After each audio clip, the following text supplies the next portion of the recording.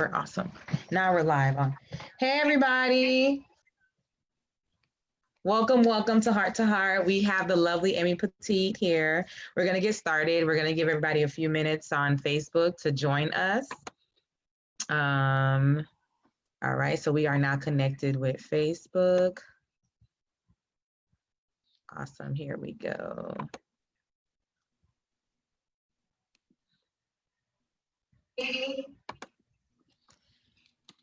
Hello, my Facebook followers. Hello.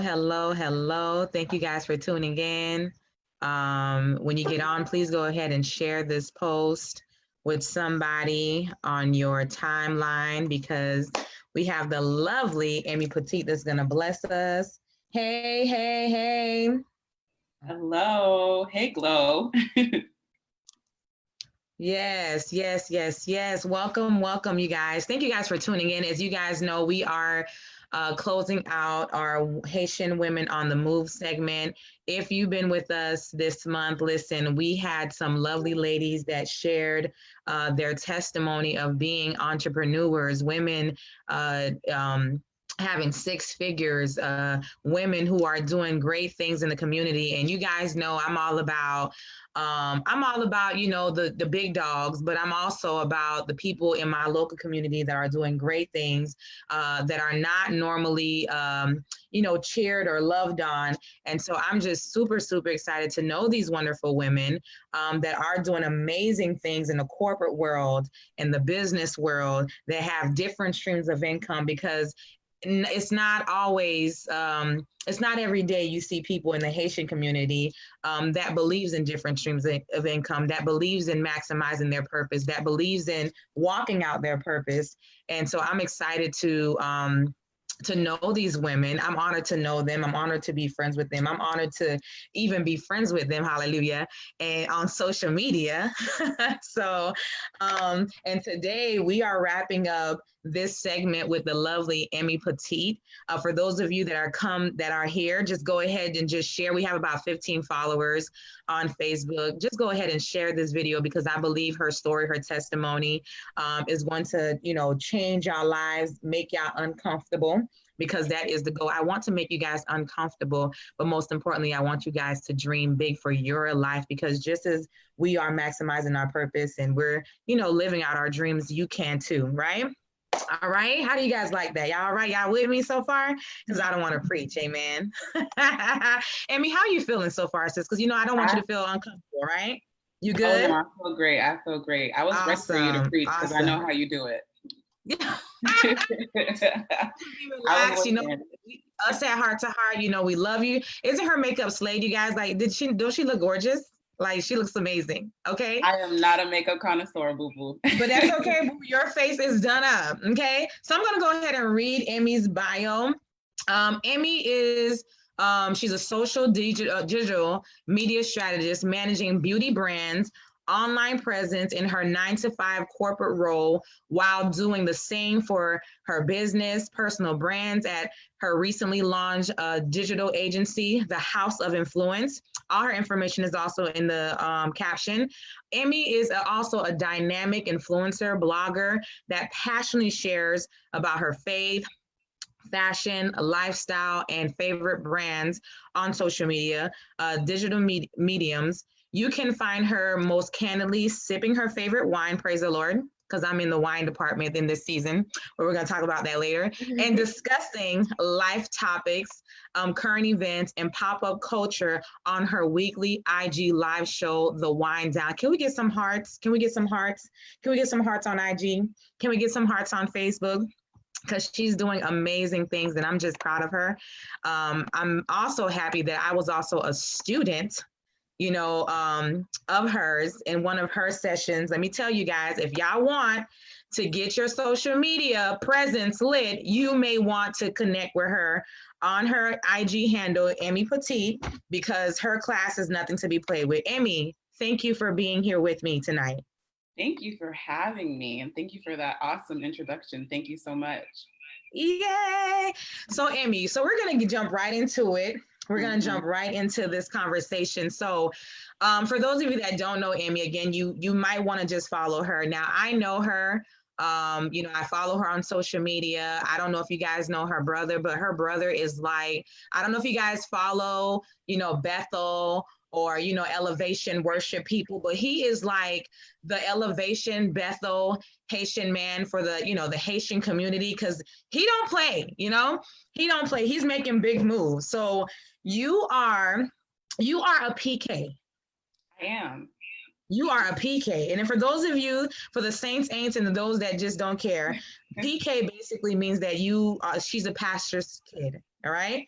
So you are a pastor kid. Your dad is a pastor, mom, and your brother, Bishop Apostle, the man of God, Pastor Isaac. So you are in ministry. Yes, I was in ministry since birth.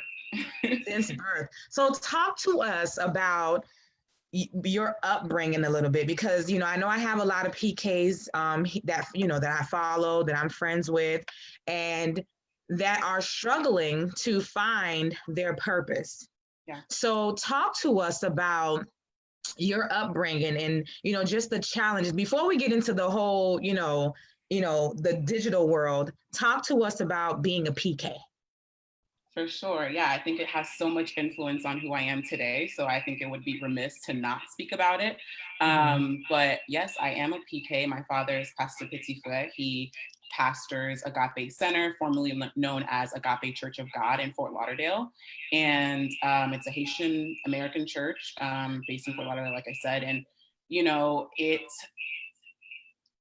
being a PK is its own, special experience. It has a lot of responsibility, a lot of weight that comes with it, and it's something that you don't exactly choose. Now, to be quite honest with you, growing up, I didn't necessarily have any, I think there's an echo. Okay, let me see. Go ahead. My volume is as low as it can go, but it's only, so they're probably gonna get that echo for a while. Sorry, guys. So the audio is better on Facebook if you guys want to join there. It's just Ludi Saying Till on Facebook, and you can tune in there. So with being a PK, obviously it's not something that you choose, and I'm the youngest child, so thankfully I did have siblings to kind of follow and to be able to understand what life as a PK looks like, and how to carry that weight. However, I am a girl, so it's very different for me. I have two older brothers, but being a young woman in ministry and as a PK, it was something that was a little bit difficult to navigate. And I think that PKs kind of need to have some sort of network in order to kind of like navigate those things, because it's kind of a responsibility, like I said, that you don't necessarily choose. God chooses it for you, and it's a beautiful journey, but it can be challenging, and it's kind of something that can be lonely if you don't have anyone to really talk to and talk through about it.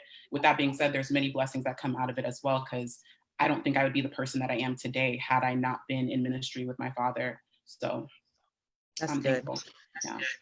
So we're talking about purpose now. What does when you went to school, or what exactly did you major in? So my journey was interesting. I grew up thinking that I wanted to be in the medical industry. I thought I wanted to be a doctor, mainly because for those of you guys who don't know me, who don't know my family, my mother is disabled. She's been in a wheelchair since I was 3 years old. And basically, my mom got into an accident when she was in Haiti when I was 3, which left her, nerve damage. And she was pretty much hospitalized most of my childhood. So she had maybe 11 or 12 surgeries on her leg to kind of try to, recuperate that situation. And all in all, she's dealt with nerve damage and has not been able to walk. So I would say that impacted me in a way that made me feel like I wanted to work in the healthcare industry in order to help, kids like myself whose parents had either been ill or maybe been through a traumatic experience like my mom. And so I was like, I'm going to be in the healthcare industry. I'm going to change things, because when you see your parent going through certain things, And you realize that a lot of, mistakes happen at the hospital. I think I kind of internalized that and was like, I want to be someone who fixes that because I experienced it firsthand. So growing up, always thought I was going to be a doctor. And prior to that, I thought I was going to be a singer just because I loved singing. I loved worshiping. So, my dad still has that little booklet that they make for you in kindergarten where it says like, what do you want to be? And then it says like, I want to be a singer. But after that experience happened to me, I kind of decided, okay, I want to be in healthcare. So all my life, I wanted to be in healthcare. And I don't know what Haitian kid did not want to be in healthcare because that was, where you get your respectability as a Haitian American. It's either you're going to be a nurse, a doctor, maybe if your family likes lawyers, sometimes they don't like lawyers. They may not be a qualified profession in a Haitian household, but I always thought I was going to be a doctor. So originally I was pre-med with no intended major, but I was pre-med. I knew I was going the pre-med route, and I was always juggling, trying to find what my major was going to be, because at my university, you didn't need to actually select a major right away. You could choose the pre-med track and not necessarily have a major. So I was constantly battling with the fact that I loved communications. I loved to speak and I loved to talk to people. And I had already done some of the things that I'm doing now, working in digital media for my high school. So I went to a Christian high school from pre-K to 12th grade.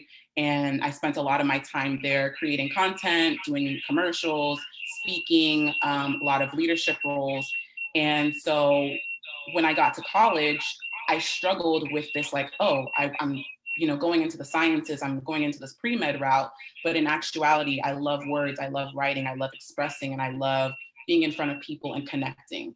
And so I think during my undergraduate experience, there may have been 4 or 5 times that I went to the communication school and let them know, like, hey, how do I get into the communication school as a pre-med student? And they told me that it was going to be really difficult for me to do that. And so I kind of went the other way and was like, okay, I'm going to continue with this pre-med track and finish off my undergrad experience pre-med, but with a major in political science, just in case I wanted to be a news reporter for politics. That's amazing. So, thank you for sharing your background and your education. So growing up, so what I'm hearing is you didn't necessarily was pressured to be in the medical field. You just basically sort of kind of gravitated towards that. And then you found out later on, this wasn't pretty much it.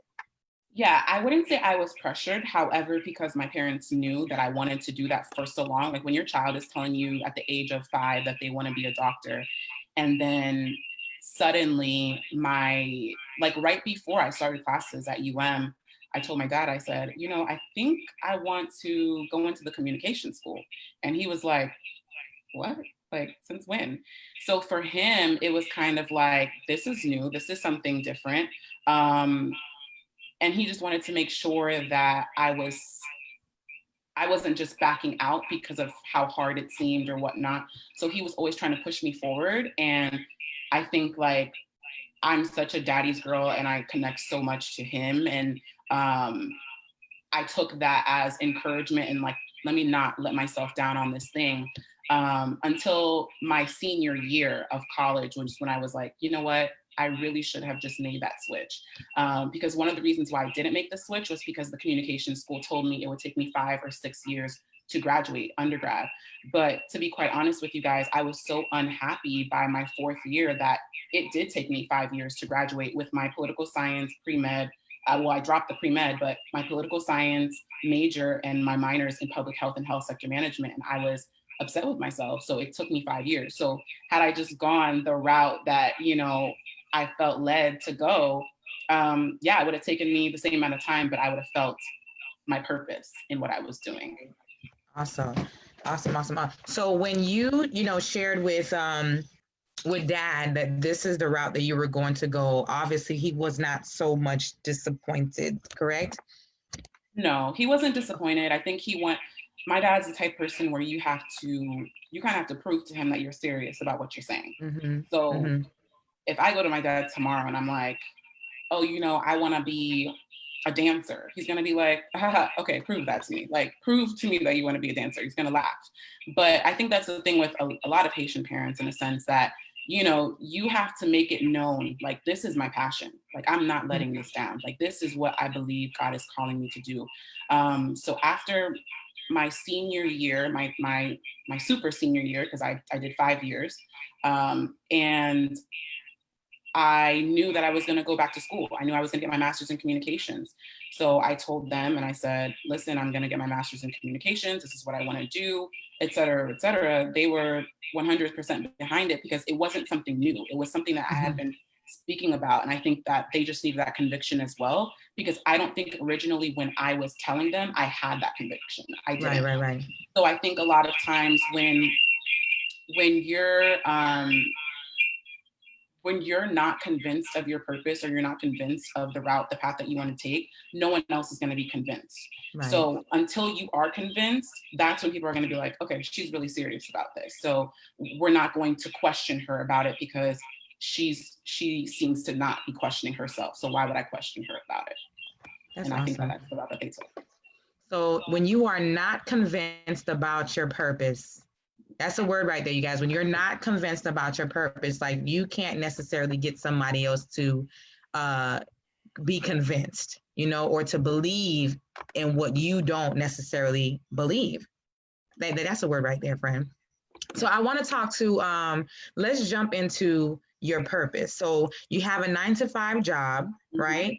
And you're using your communication background to catapult you to, you know, helping people build up their business in the corporate ladder, and also helping other people as well with their social media. So let's talk about that for a minute. And how did you come about being this social media guru? Like, what led you to that? Because I feel like a lot of us, like you said, you know, you were convinced that communication was it. So how did you manage to take communication and balance it to develop the house of influence? Yeah. So if you have been following me for a minute, you would know that I have blogged probably since middle school. I would always start a blog where I was sharing either my devotionals, you know, anything inspirational, anything with my life, I was sharing. I was always sharing. And so I always was online, kind of like creating different blog spots and whatnot and sharing. So it's kind of been this skill set that came with my just with my life experience. So as I grew older, I knew that this might be something that I'm interested in, but I think at the time there wasn't really this definitive way of making a career out of social media. Like in college, I don't even think people would say, oh yeah, I'm going to work in social media. When I was in college in 2010, that was when a lot of people started their YouTube channels, and I wanted to start a YouTube channel, but in actuality, I was just kind of like, what is the purpose of this? Like, these people aren't making any money on here. Like, why would I do this? But I did enjoy writing at the time, so I was blogging. And so with that experience, that kind of continued, because it was more of a hobby for me, and that kind of continued through college, where I was just blogging, just sharing. And naturally, when I stopped using my blog websites, I still used my Instagram and my Facebook to share my feelings and, you know, my devotionals and how I was, you know, just anything that was being revealed to me at the time, I would share with others. So that naturally garnered attention on social media. And I wasn't really in a place at the time where I was trying to grow a social media brand, but I was growing because of the things that I was sharing. And I think when I really started taking it seriously was in 2016, because I had made some decisions for my life. You know, that was when I decided to go back to school, to go to grad school for communications. And to be quite honest with you, I still wasn't in a place of social media is going to be my job. I knew that I would continue blogging and I would continue influencing and maybe make some money here and there. But at the time I was going to communication school to learn to be a journalist. I wanted to be a reporter, and I figured that, you know, maybe after years of reporting, I'll start my own brand or something like that. But while I was in communication school, well, first I moved from my family home to Miami. And I kind of showed my followers that experience and, talked to them through that experience. And as I started communication school, I got this awesome opportunity to work with the Special Olympics and a few other major corporations to create content for them across the world. So as I was traveling, I was sharing my experience. I was sharing all these things that I was learning, and people just started following. They just started following the journey, and I really started to grow really fast, and learned that my voice was a voice that some people really enjoyed hearing about certain topics. So that's really how I built my personal brand. And during that time in grad school of needing more money because I had moved out and I was supporting myself, I basically took the skills that I was learning in grad school. I learned to do video editing. I already knew how to blog. I pretty much had the know abouts about social media, and small businesses in the area were asking me like, hey, how do you do this? How do you do that? Can you create a video for me? So I kind of started offering my services as a freelancer at the time, still not realizing that this would be my long-term business. For me, it was just like, I need to make rent. So I need to make these videos. I need to help these people. I need to consult with them about their social media platforms. And so people were actually just reaching out to me based on what they saw was happening in my personal life. And I realized, wow, this is pretty profitable. So after graduating, I kind of went a different route. And I was like, I love social media and people need help with this. So I'm going to help them with social media. So that took me to some corporate roles in social media, and recently launching the House of Influence, which is my own social media and digital agency. That is beautiful. Are you guys getting something so far, you guys? Because I'm enjoying this. I love hearing people's testimonies. If you guys have any questions, we are going to open the floor pretty soon. But I want to talk to you about blogging, and I hear feedback myself. I want to talk to you about your blogging and, growing your platform. Now, I know many of us here on Facebook, some of us, we do many things. And what advice would you give to an individual who, let's say, who's a worshiper, who is in business, who not quite, they don't really see a change in their followers, or anybody viewing their blogs? What advice would you give to that individual, and how long did it take you to grow your platform? Because many people feel like, well, you know what? I mean, I'm doing this now. I should be at 2,000-3,000 followers.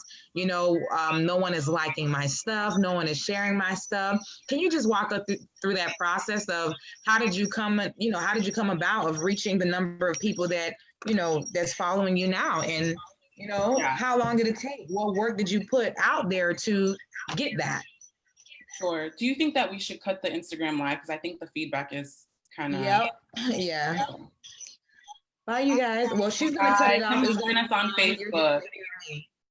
We head over to Facebook, guys. Yeah, I want to make sure that people can hear. So in regard to someone who's trying to build their personal brand or their business, it is tough. It takes time. But the reality of it is, even if I was to tell you that I remember, so from 2016 to 2017, I grew about 5,000 followers in that year. And that was just based on the fact that I was consistently sharing. Like, I was really, really like in my face of my audience. Like, they would see me every single day. I was telling them about what was going on in grad school, about living alone, about, working 2 jobs and trying to balance life. I was very active with, the wind down. And so the first thing I would just say is to keep at it. Don't give up. Your big break is not going to look like everybody else's big break. Mm-hmm. So don't give up and don't lose that consistency. Don't lose that momentum. The other thing I'll say is that the reality of social media is it's not always the people that are most talented that garner the attention and the traffic. There are strategic ways of garnering more attention and traffic, especially now. It's a much more competitive field now. So you kind of have to do some research and do some digging as far as what's going to work for me, what's going to work for my brand. Tap into someone who knows. I think sometimes the biggest mistake that we can make as business owners is trying to be every single thing in our business. You can't be every single thing in your business.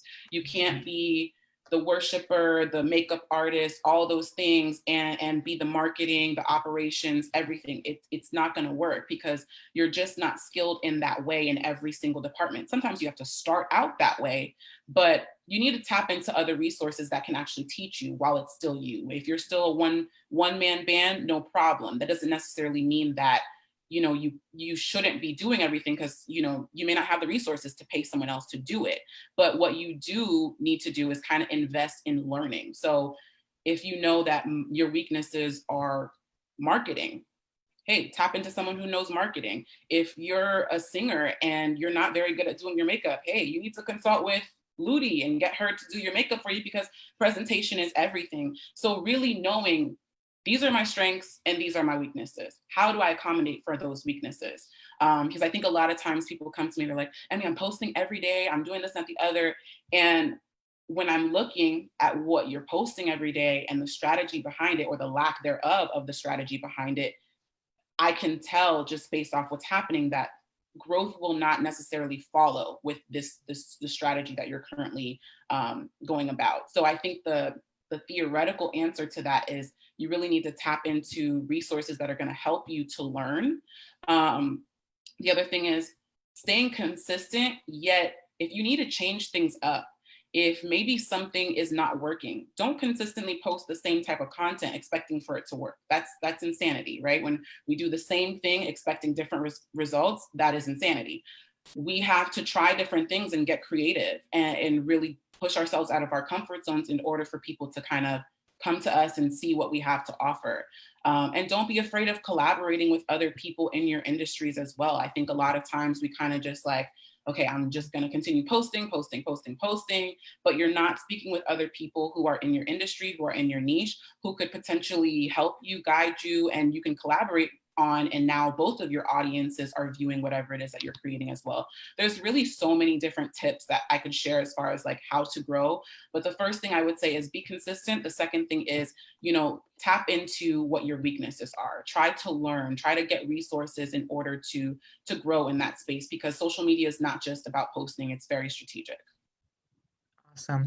You said something. You said one of the ways that you can't be everything in your business. That's amazing. I wrote that down. And you also said when you were growing your followers, you said that you were transparent. I like that. And I think people today, can you just go a little in depth with that? I feel like a lot of people. Hello, can you hear me? Yes, something was just playing on my line. Okay, hold on. Okay, sorry, Ludi, go ahead.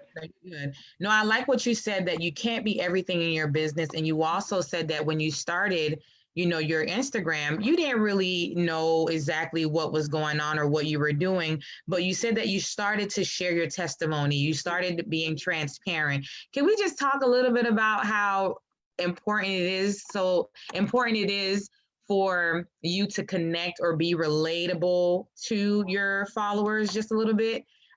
Because I feel like people just, post, just post, like you said.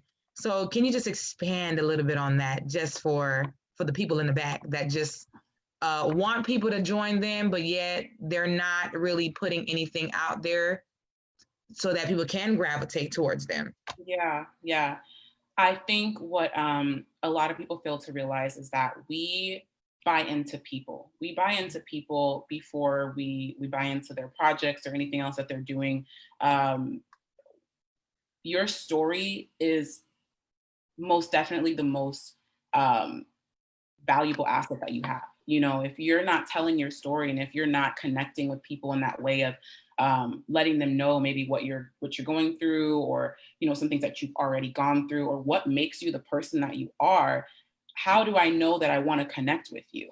Besides the fact that maybe you're great at doing makeup or this and the other, but there's so many people to connect with nowadays that people are now realizing, like, I want to connect with someone who has a story. I want to connect with someone who makes me feel like I'm their friend, like they talk to me like I'm their friend.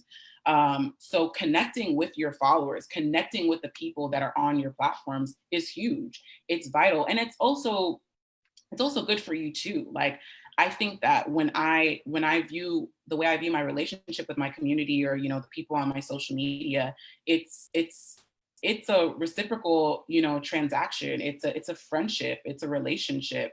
A lot of times, I know I have people now who've been following me since I was in grad school, and it's so amazing. It's so amazing to get a DM and someone's like, yo, I remember when you were going through X, Y, and Z, and look at you now, like you just started your business. And that's beautiful. And I'm able to do the same for them too, because we're communicating and engaging with each other. And I think something that people lack is, one, telling their story, and two, holding that communication as important and as vital in their social media platform. If you're not talking to people, don't expect them to talk back to you. It's social media for a reason. We're supposed to be socializing with each other, connecting with each other, learning from each other. And I will just be honest with you, I really don't follow anyone that doesn't tell stories, who doesn't have something impactful to say, and who isn't gonna be real. If you go through like my followers, and it's funny because I was having a conversation with someone and they were like, oh, social media is so fake, this, not the other. And I told them, hey, why don't you scroll through my feed? Because I'm very, very like nitpicky about my feed. I go through it pretty much every month, and I'll clear out anything that's not serving me, or anything that's not beneficial, or doesn't make me feel like, if there's no substance to it, then I'm able to audit that and I'm able to say, I don't really need this anymore. So I think sometimes you have to look at your feed and say, is this a story that I would want to listen to? Is this something that I would want to connect with? And if it's not, then maybe you need to look deep down inside and say, what is it about me that allows people to connect with me? And if you're not sharing that on social media, start sharing that. And I bet you people are going to start connecting more and more with you. I think we kind of rely too much on our talents and our strengths, and we give little credit to our story. And the story is really the thing. It's the driving force. That's really, really good. Are you guys getting something today? I know it's not a lot of us tonight, but that's okay. For those of you, I'm going to go ahead and read. Somebody said this is really, really good. Someone said that they're still working on their story and being strategic. Thank you so much for that. If you have any questions, please go ahead and start working on them as we continue with the questions that we do have. Now, I want to talk to you about your 9 to 5 and your purpose. Now, how does it feel? Because I know a lot of people feel like, well, you know what? I found my purpose. I'm going to go ahead and leave my 9 to 5. I don't need my 9 to 5. So can you just tell us, how do you feel going to work every day and also balancing out your business? Because technically, it's something that you love, Right. So just kind of walk us through that feeling, knowing that, okay, does it feel like work, or does it feel like something that you can, just share that with us for a little bit? It is most definitely work. I never like that quote of like, you'll never work a day in your life if you're doing what you love. No, it's still work. Like, you love it, but it is still work. It's just work that you actually enjoy. It's not like grueling work of like, I hate this, I can't stand this. It's more of like, today is a challenging day. I love what I do, but today is a challenging day, or I have a lot to do and I have a lot on my plate. I think that's the reality of working in an industry that you love. Because I remember not working in this industry and wanting so badly to work in this industry.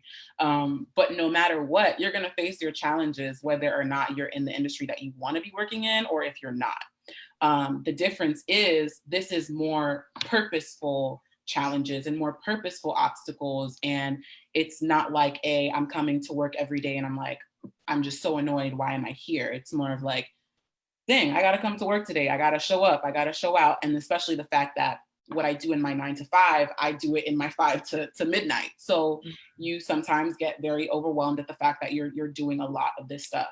And working in the digital space, it's exceptionally, grueling on yourself, on your mental health, on, so many different things. Because I was actually, I was talking about this on Twitter the other day, that when you work in a creative space in your 9 to 5, going home to be creative it's a challenge. Like, you really have to push yourself. Yep. But what I found was, when I was working in healthcare, going home to be creative wasn't hard, because I was at work all day, just in my mind, like, dang, if I was at home, I would write a blog post about this, I would do this, I would do that.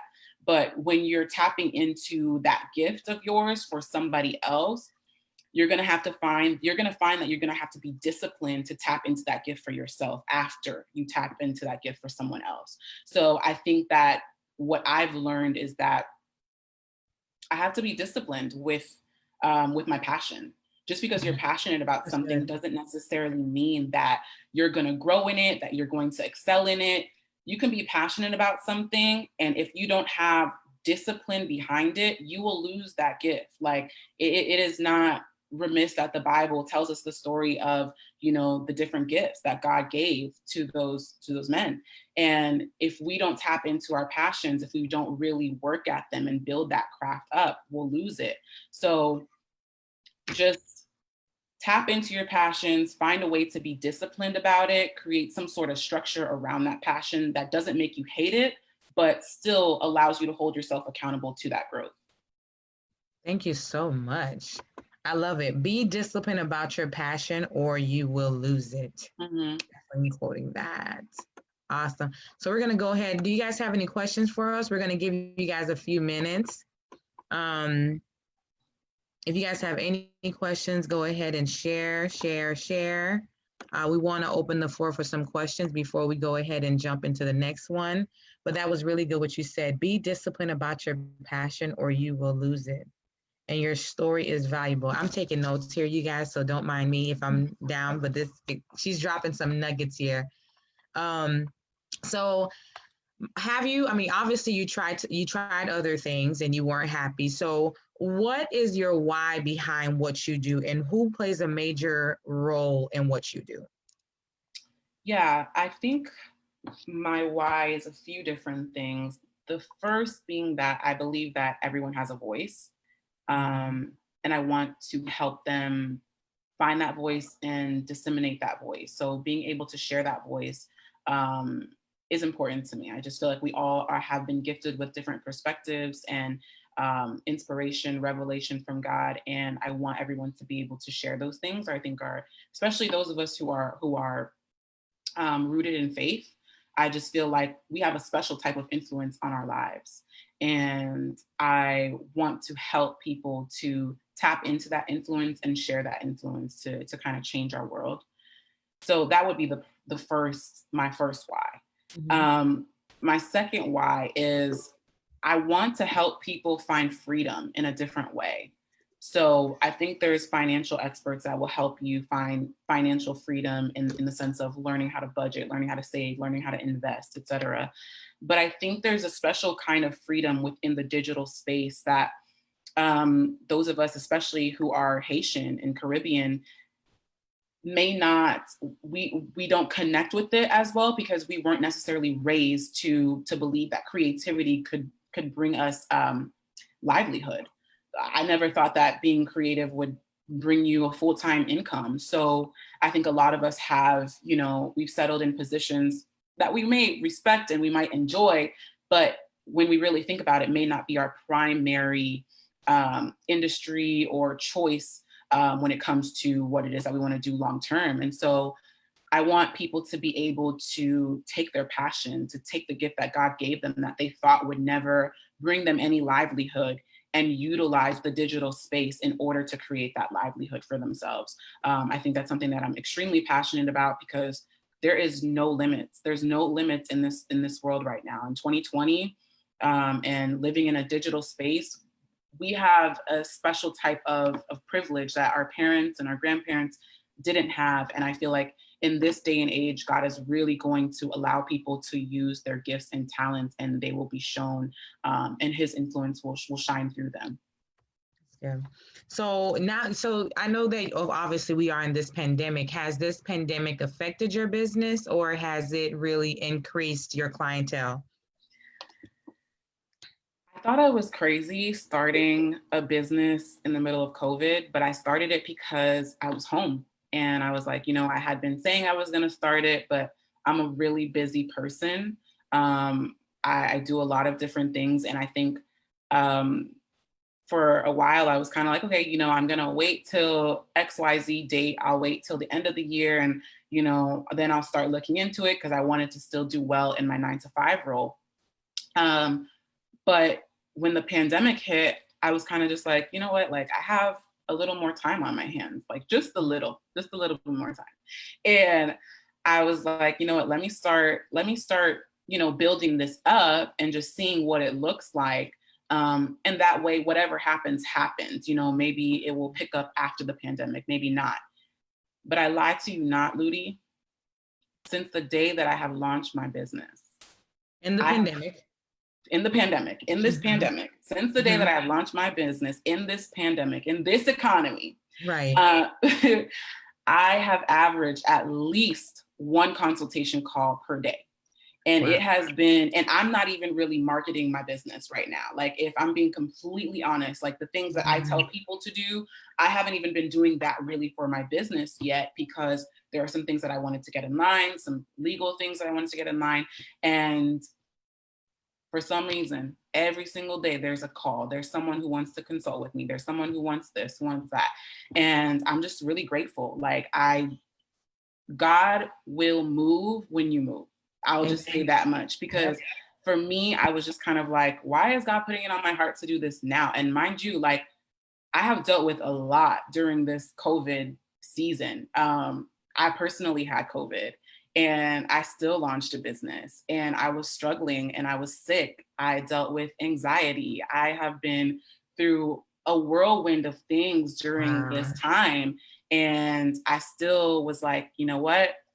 I'm doing this. And without any real like pushing or begging or saying like, hey, please try my business, like for some reason, it's just like on repeat. And it's not my doing, it's totally his. He totally is taking this in his hands, and he's making something beautiful out of it. You said something. You said when, you know, God will move when you move. And I know I have some people on here, and this is a personal question. This is not a script. So how do you handle fear? How did you handle fear prior to, because I mean, like you said, you know, you wanted to do House of Influence, but you wanted to wait till things get perfect. And a lot of people want to wait till things get perfect. So just kind of tell us, you know, some of the you know, just the questions or the thoughts that the enemy placed in your head prior to launching, you know, this, you know, House of Influence. Yeah, I think that for me, firstly, I deal with perfection paralysis, right? So where I deal with this thing of like, okay, I don't have my headshots yet, and I want my website to look this way. I want this to look that way. And so I'm waiting for everything to line up before actually launching. And what that leads to is never launching. It's just never going to be perfect. No matter how much you try, it's never, everything is a work in progress. Everything. The biggest corporations that you see out there are a work in progress. And I think that was something that I learned in my corporate role, because I work for a, you know, multi-million-dollar company that does really, really well, but you realize that they don't have it all together either. You know what I mean? Like, they're going one day at a time, they're fixing things, there's imperfections, there's flaws. And so why would I expect little old me, who's never had a business, who wasn't raised into an entrepreneurial family, who doesn't have the knowledge, who doesn't have the resources, why do I expect myself to be perfect? You know, there's people out here pushing out things that are imperfect, but because they're showing up and they're showing up consistently, they're winning. It doesn't have to be perfect. You just have to show up and continue showing up. So for me, when I realized that, I was like, you know what? I don't need to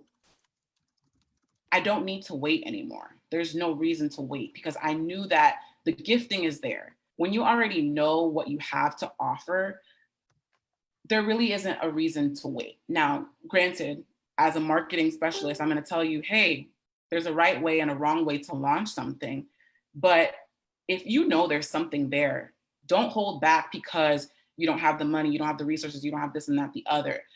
Figure out what are the needs, what are the basic bare bone needs in order for you to launch your vision. And don't get stuck on the things that might be nice. Sometimes we have this list of the things that would be nice and we make them into priority, or we make them into a necessity, and they're really not a necessity. So for me, when I'm launching a social media marketing business, what are the must haves? Social media platforms and me. That is it. So for me, it was like, why are you holding back? Why are you holding out when you know this is something that people come into your DMs on the daily for? So that kind of pushed me to start launching the business. And to be quite honest with you, it was probably like a 2-week span of just being like, you know what, I think I'm going to do it now. And started building my website, put the social media platforms together. Even the day that I announced it, I was kind of like, I told my friends, I'm like, you know what, I'm announcing House of Influence today. Because to me, it was more of a get over the fear, just say it. Yeah. Sometimes we just need to say it. You need to say it so that it will hold you accountable. You need to tell someone, this is what I'm going to do. This is what I'm going to do. And once you put it out there, now you have the whole world holding you accountable to this thing that you said that you're going to do. That's really good. Hold on, y'all. I'm just writing notes. My bad. I mean, I'm getting my word. I'm getting my deliverance tonight. So this is so good. Get over the fear and just say it. The whole world would be your accountability partner. This is so good. This is amazing. Okay, let me get back to it. I lost my train of thought. This was good. That was a word, sis.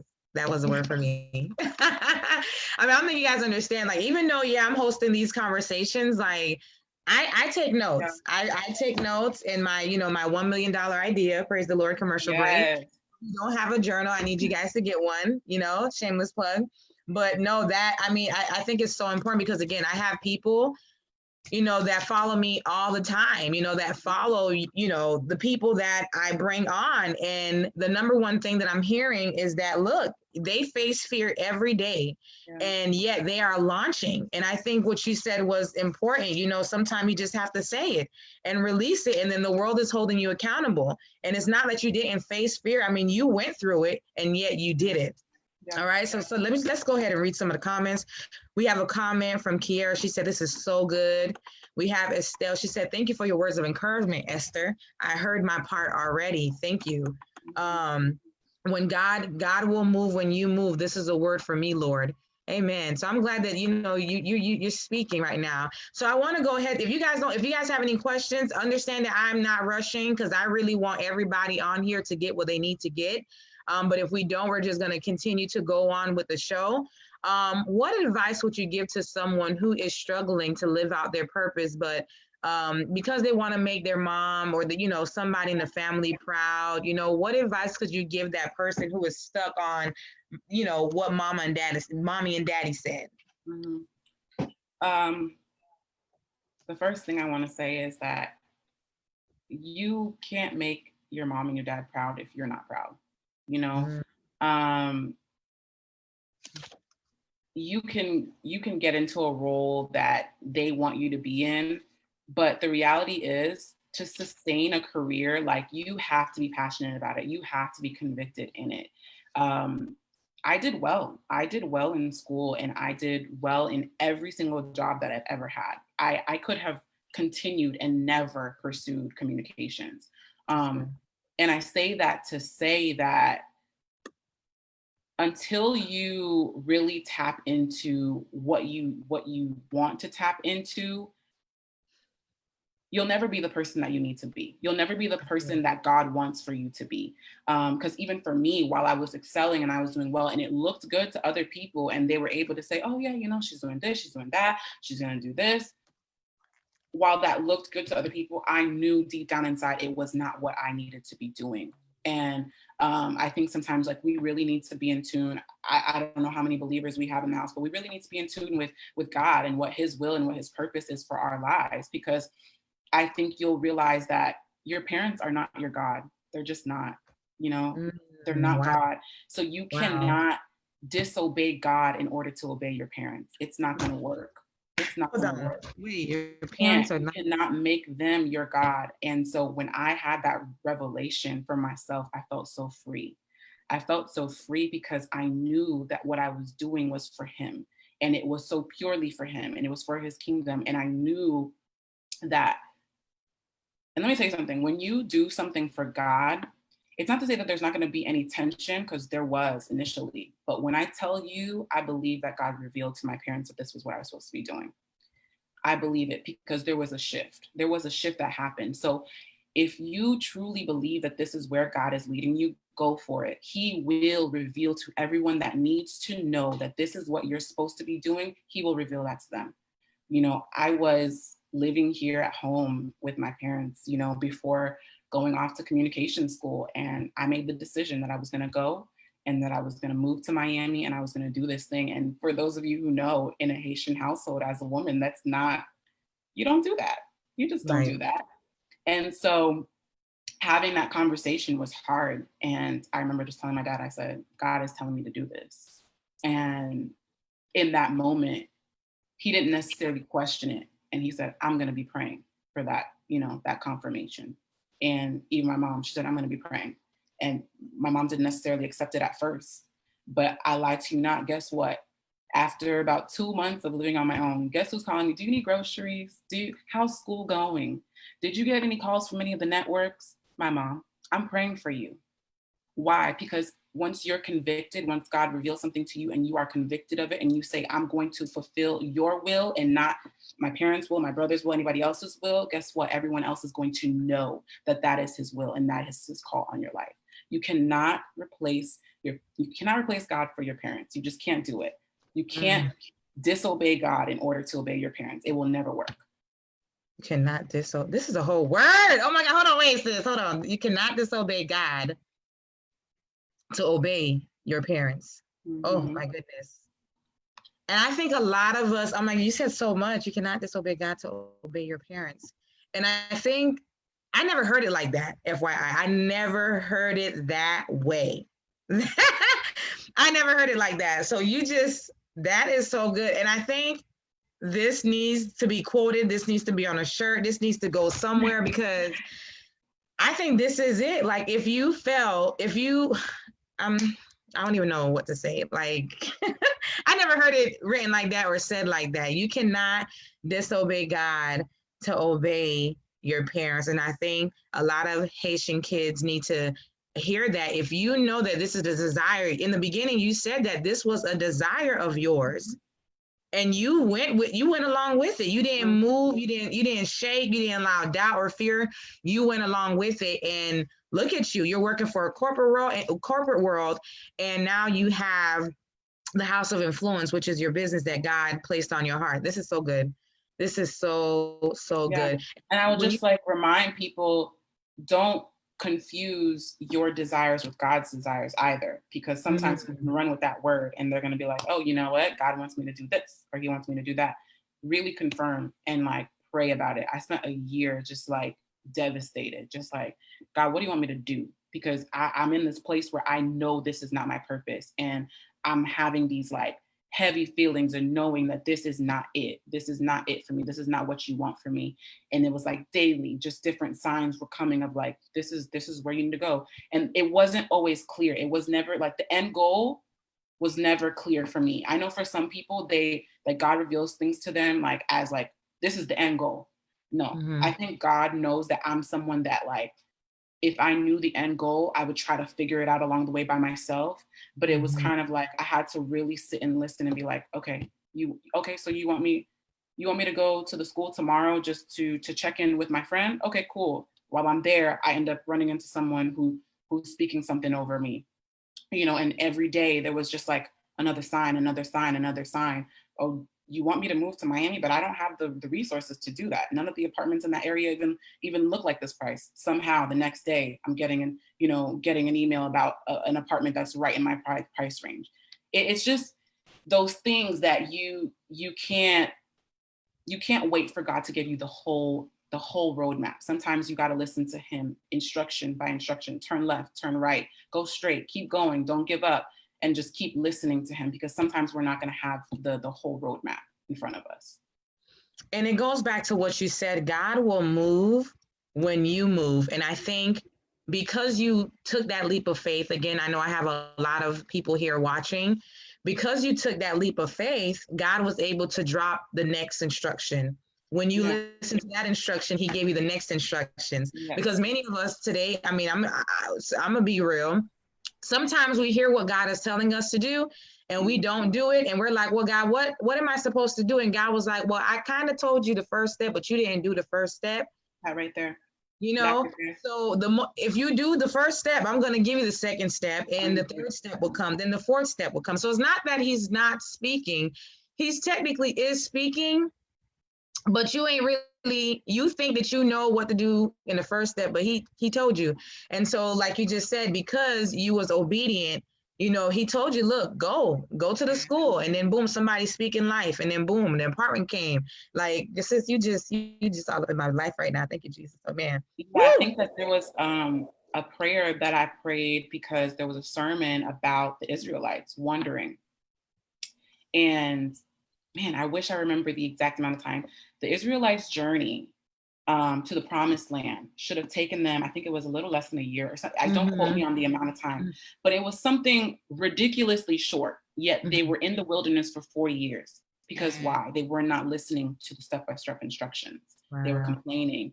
And so when I heard that sermon, I was just like, God, please don't let me be that person who gets so lost in my own, you know, frustrations, my own will, my own guidance, that I'm wandering in the wilderness for 40 years. I don't want to be that person. And I prayed that, and I was just like really in desperation because I felt so lost at the time, and started to hear from him to like, do this, do that, do this, do that.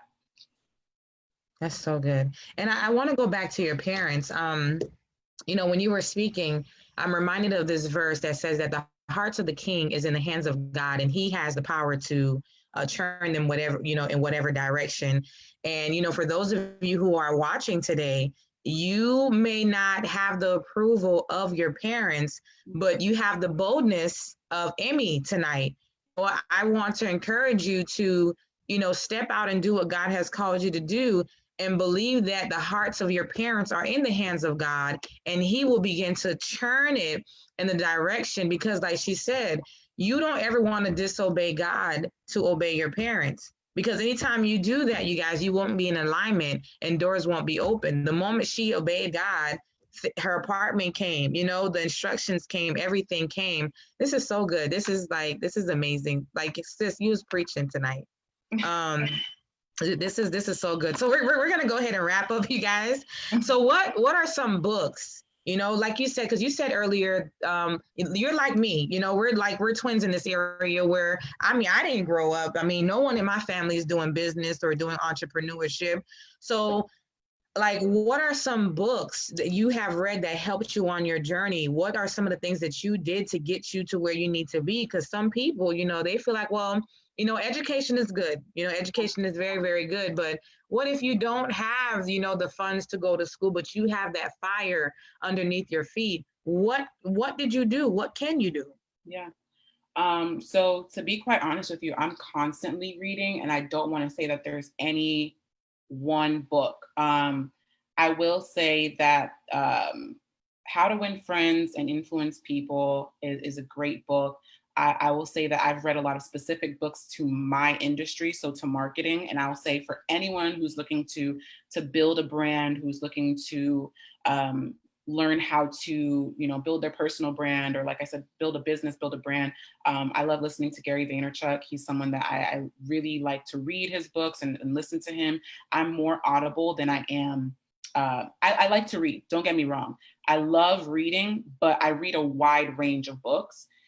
So I would say that I have on hand like 5 marketing books that I just love, which would be like Influencer by Tiffany Hennessy. Like I said, How to Win Friends and Influence People. That is for anyone, whatever it is that you're doing, that's a great book to read. I'll also say Gary Vaynerchuk's Crushing It. That's a great book as well.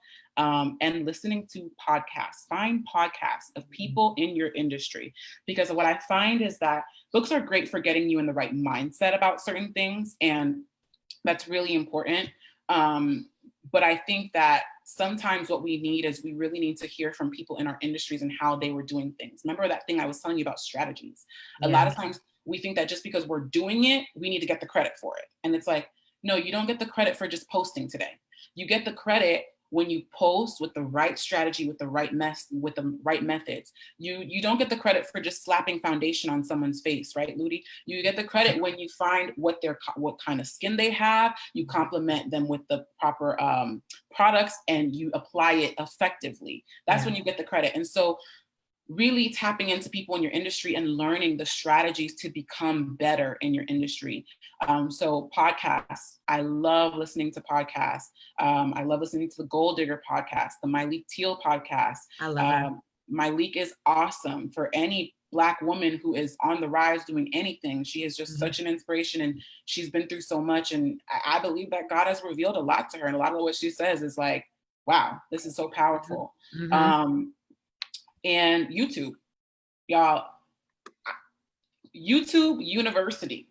Hello. I will pay my student loans to YouTube University, okay? Let me tell you, because YouTube has taught me so much about what I know. And for someone to say like, I don't know how to do this, I don't know how to do that, it's really you not wanting to tap into it, because the internet has too many free resources for us to learn.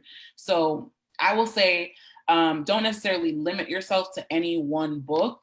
Although my favorite book has nothing to do with business or marketing. My favorite book in the world is Redeeming Love by Francine Rivers.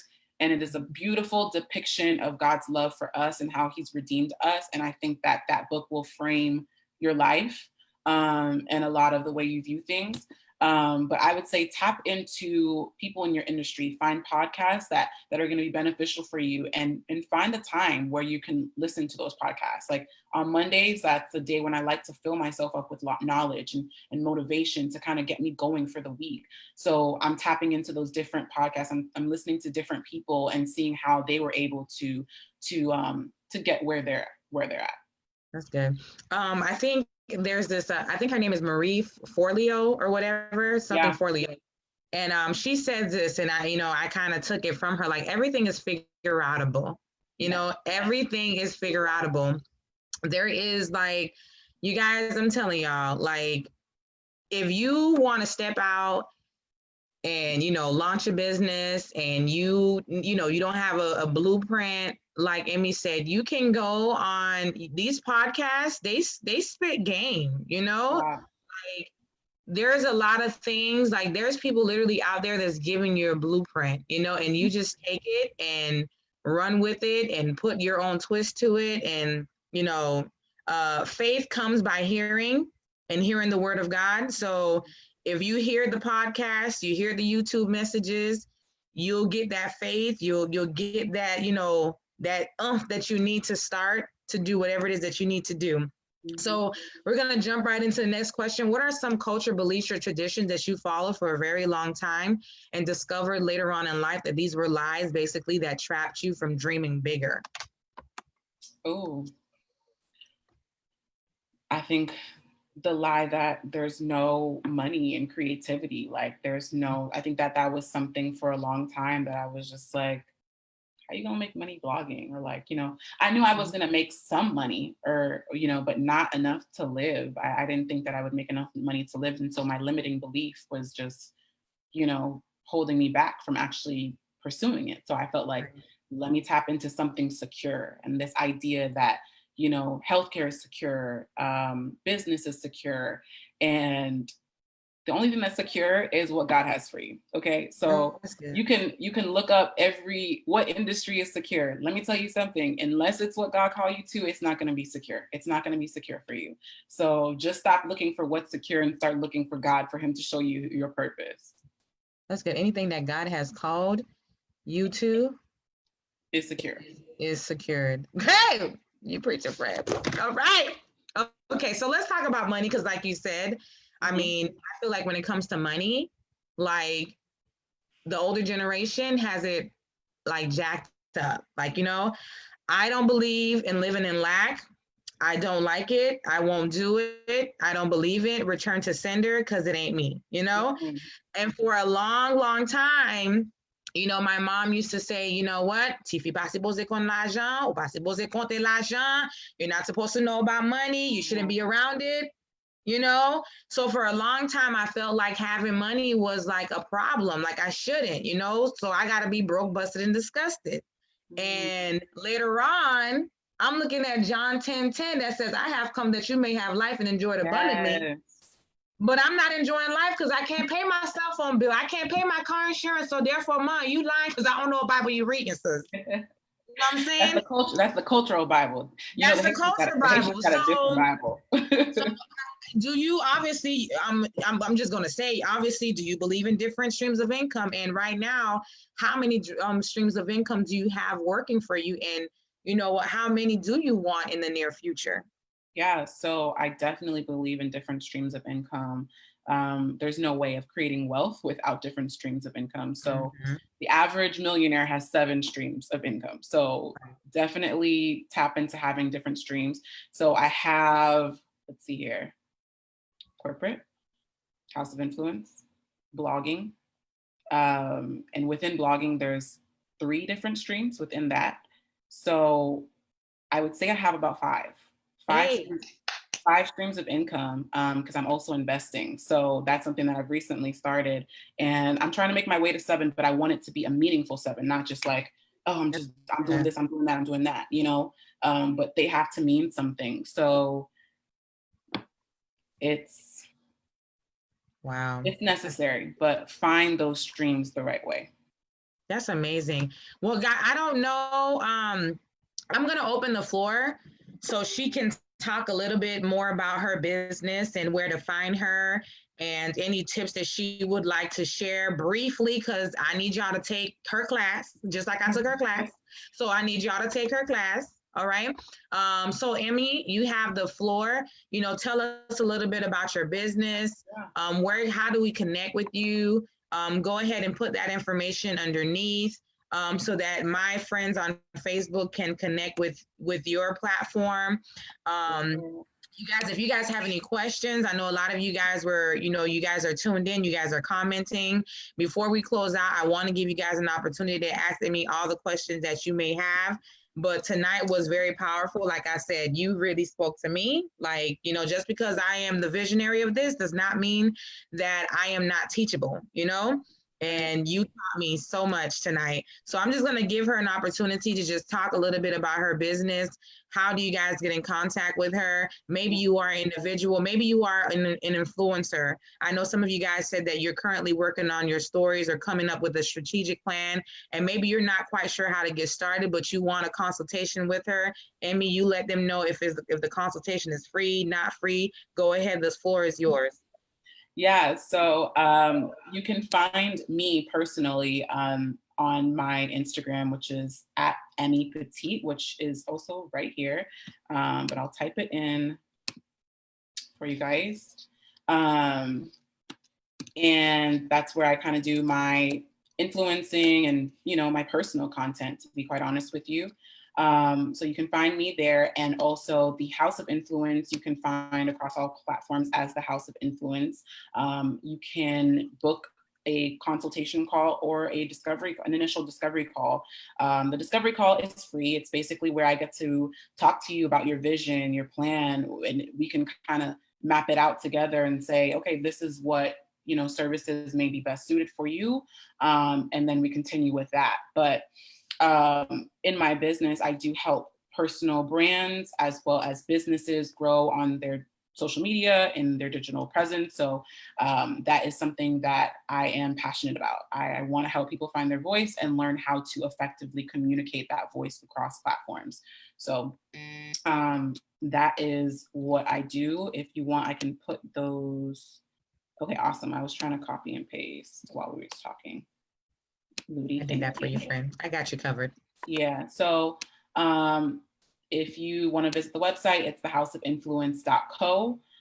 Whenever you want to consult about your business, your personal brand, whenever you feel ready, I'm here. I love talking to people, and I love helping people find their influence and really tapping into that. Amen. Well, you guys, this concludes this segment. Please feel free to send me your reviews tonight. As you guys know, I love hearing from you guys on how tonight's guest has impacted you guys. So if you know that this segment with Emmy impacted you, please send a review. I want to be able to show her how, just motivate her, continue to encourage her to keep on going, because you know what, we're in a pandemic and it's not easy, you guys, to launch a business in a pandemic, continue to work your corporate job, and impact and motivate others. So if you know that this segment has impacted you, feel free to send a review. I want to feature your review tonight, tomorrow morning, so that she knows that the work that she's doing is not in vain. Okay. So you guys, I want to thank you guys for tuning in. Emmy, thank you so much for sharing your story. Again, you really spoke to me tonight. Like, you blessed me a whole lot. Literally, you blessed me a lot. And so I just want to thank you for sharing your story. I can't wait to see just the hand of God in your business. Like, I know he's already in your business, but I can't wait that I pray that more and more clients come your way. And I just can't wait to see where God takes the House of Influence. Thank you so much.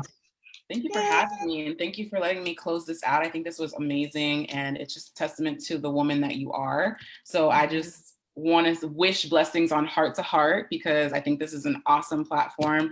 I have been watching the past few weeks, and I've loved everyone that came on, and I just want to say thank you as well for creating this platform for us.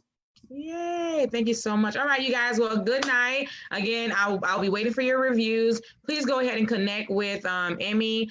Again, if you guys need anything in terms of your social media, you want her to, screen, she'll tell you what to take off now, because she got me right together. All right. So I thank you guys for tuning in. Good night, everybody. Good night.